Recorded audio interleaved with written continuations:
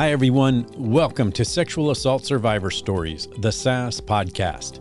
I'm your host, Dave Markel, coming to you from the Long Valley Studio in Washington, Utah. And this is episode 170, the final episode of 2025. As this year comes to a close, I wanted to do something a little different. Not a countdown, not a popularity contest, but a moment to pause and reflect on some of the conversations from this past year that really captured what this show is about. These clips come from episodes released in 2025 that stood out, not just because people listened, but because they really mattered. They reflect survivor courage, hard truths about systems, and moments of clarity that stay with you long after the episode ends. I'll introduce each clip, let it speak for itself, and then we'll move on. No heavy editing, no highlight reel, just moments worth revisiting. Let's start with a conversation that shaped much of this year. This first moment comes from my conversation with Rachel Izzo. Hers were episodes 130 through 132. Rachel did everything survivors are told to do, and still found herself running into barriers that never should have been there. This was one of those moments where the truth lands quietly and then stays with you. That's, again, why I'm here. I'm not here just for me. I'm here because I want to change things. And I'm hoping that maybe if I share this on this platform, maybe that'll happen working in tandem with you. Some way it'll get to the right ears. Again, being a forensic nurse, I like to think I have a little bit more credibility than I used to pre-forensic nursing. It's much more than just me. I'm still learning how this has affected me. I have a great trauma therapist, and we're working a lot on basically rewiring the nervous system because trauma changes our brain and our wiring. I am just learning on how that's affected me in terms of relationships and the type of people that I've dated, which have not been healthy people. And I didn't even understand that was tied to my trauma until recently.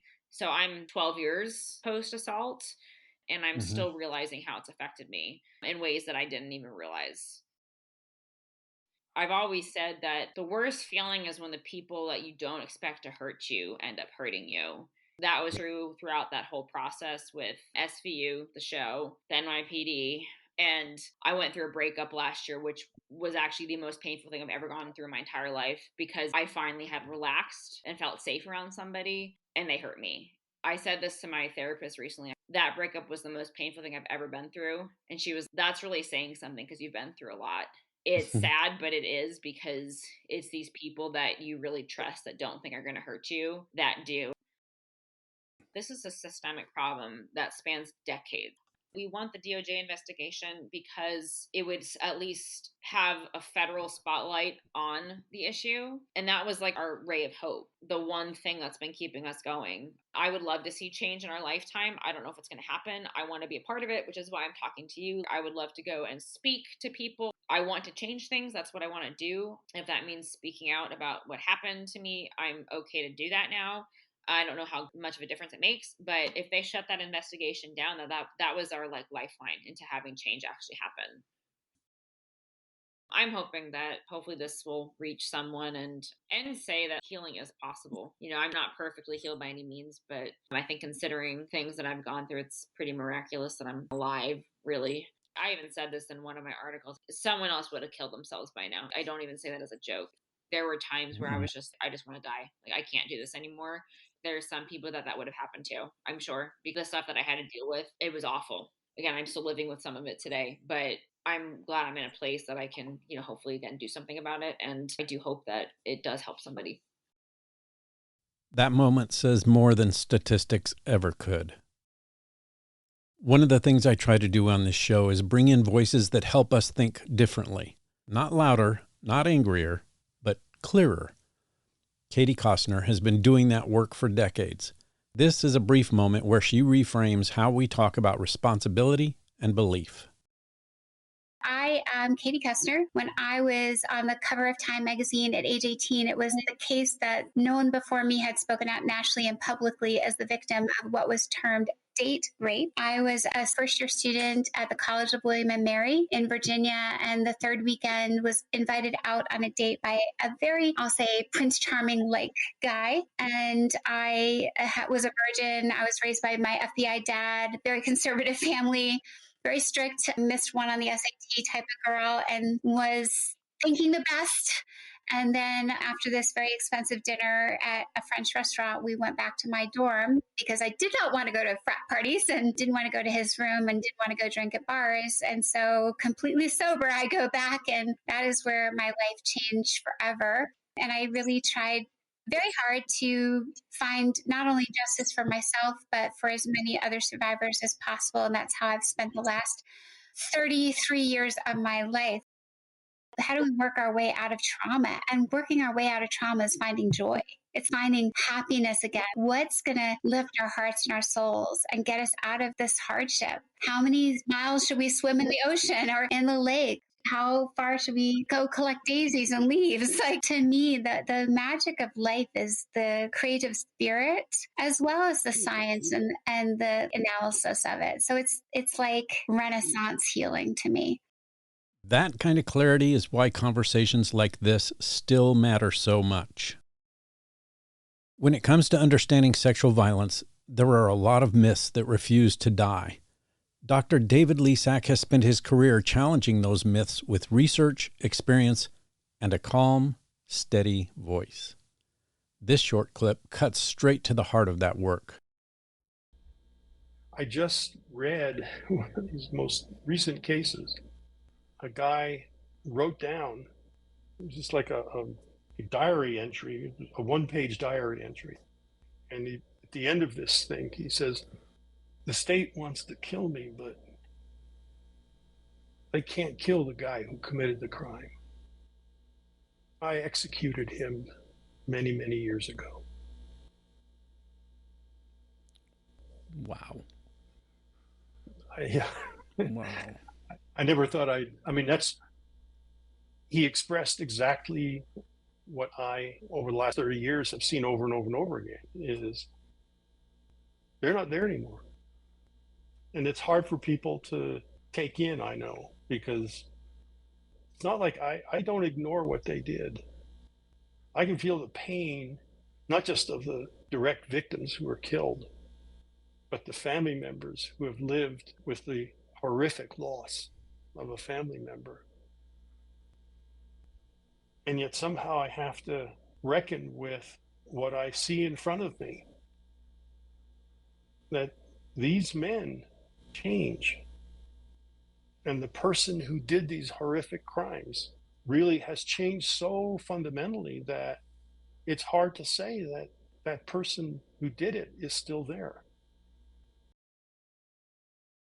There are some detectives who do have the emotional depth and capacity with some training to, first of all, do no harm, but actually do well for the victim and also well at getting important information from the victim. But they're a very small minority in my experience. People who go in to become clinical psychologists like me are not the same as people who go into law enforcement. They're different personality types. Mm-hmm. And so to expect to find in a room full of 50 detectives, how many are you going to find who are personality-wise, just, they don't want to go there. And frankly, they probably can't. You know, that's not how they think. It's not how, and in all kinds of other ways, they could be absolutely excellent detectives. Yeah. Mm-hmm. Put them on a homicide case, but put them in a room with a vulnerable man or a woman who's just probably not the best place for them. Sometimes the most powerful truths are the ones delivered without theatrics. This next clip comes from a conversation that carried real weight. Marie Hauben spoke openly about the cost of telling the truth, not in theory, but in real life. This is one of those moments where courage shows up quietly. Marie, talk to us, if you would, about what got you to the point of actually telling somebody what happened and how that came out and that whole process. Well, there were actually baby steps involved. It wasn't like I went from zero to shouting this on social media. Right. It was a process. So I'm 53 now. So back when I was probably in my early 40s, after Facebook had come about, I had reconnected with some of the people that were on the trip just via social media in a private message conversation with the roommate who had been yelling at me that night. I said to her, I want to get something off my chest because this has always bothered me for a long time. You know, that night with abortion wasn't my fault. That was sexual assault. That was rape, and it wasn't my fault. And I want to make sure that you are aware of that in so many words. I don't know. I have the screenshots, but that was basically the gist of it. Mm-hmm. And she agreed. Now she's got another 20 something years of maturity and education behind her. Right. And she said, yes, that wasn't your fault. And he's an asshole and he did this. And she agreed with me and said other things. We had a little conversation about it. When I finally started processing this, I reached out to some former classmates who were on the trip. Women. I reached out to 4 women who were on the trip to ask them if they remembered anything about this, hearing anything about it. And one of the women she lives in another country now, she's only one of the 4 women who even responded to me. She responded so kindly and empathetically, and she felt really terrible that had happened. She didn't remember it, but just the care and the empathy and the time, the couple of minutes she took to respond just was very meaningful. Absolutely. And then these 3 other women who I could see that they read it and they just ignored it. To me, I don't know how you read a message like that and you just ignore it. What kind of a person are you to ignore a message like that? That kind of honesty takes strength. And I don't ever want that to go unnoticed. I wanted to close with a moment that projects not just survival, but reflection. My conversation with Marina Lacerda covered incredibly difficult ground, but it also made space for meaning, awareness, and forward movement. This is a moment that felt right to end the year with. Love wins it all. I know it sounds cheesy, but people have forgotten about that.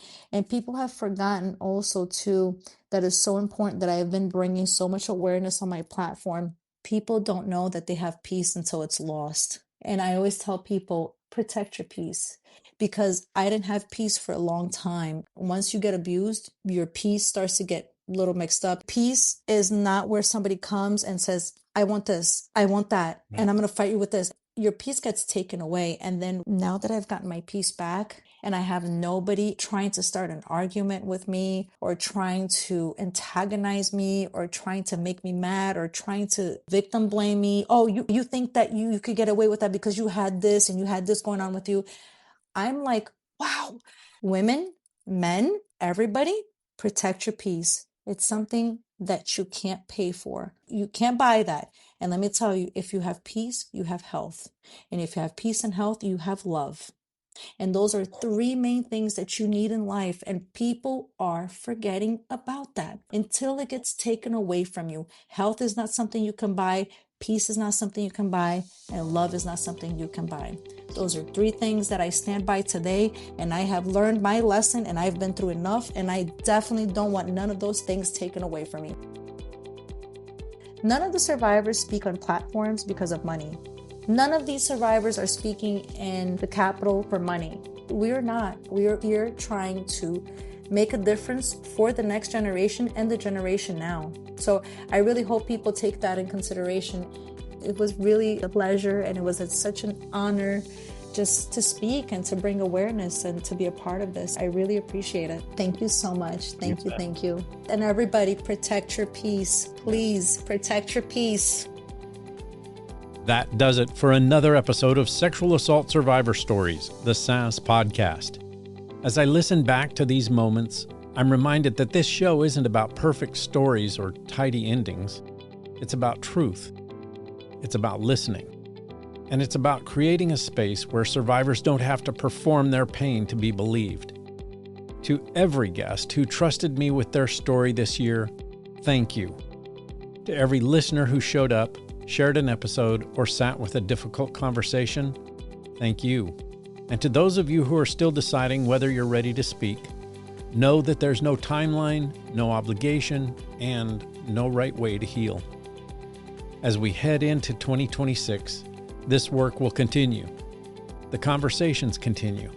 And the commitment to doing this thoughtfully, responsibly, and with care remains the same. Our commitment is to normalizing the conversation. And of course, we'll continue to start by believing, because we all know someone whose life has been impacted by rape or sexual assault. We'll see you next year.